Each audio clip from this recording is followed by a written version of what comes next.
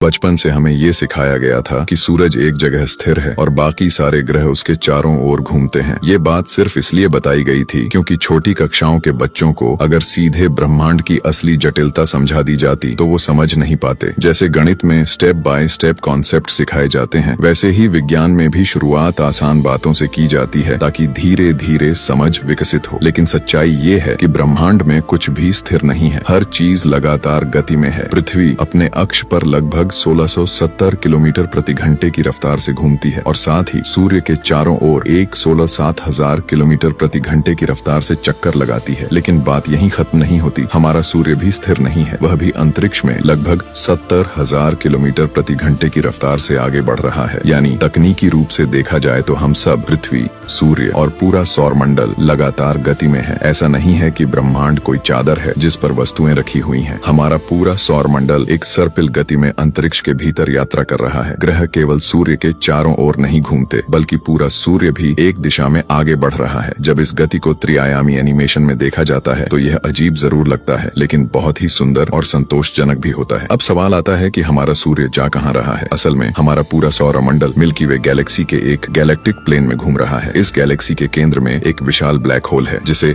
Sagittarius N योग कहा जाता है। यही ब्लैक होल अपनी गुरुत्वाकर्षण शक्ति से पूरी गैलेक्सी को घुमा रहा है। हम इस समय जिस रास्ते से गुजर रहे हैं उसी रास्ते से लगभग 23 करोड़ साल पहले डायनासोर भी गुजर चुके थे। तो अगली बार जब आप आकाश में सूरज को देखें तो सोचिए वह भी एक मुसाफिर है। हम सिर्फ घूम नहीं रहे बल्कि उड़ रहे हैं। ब्रह्मांड एक लगातार चलती हुई यात्रा है जहाँ सब कुछ गति में है, हम भी, सूरज भी और समय भी।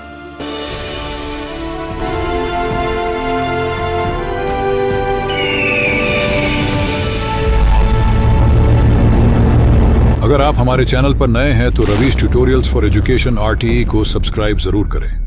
धन्यवाद।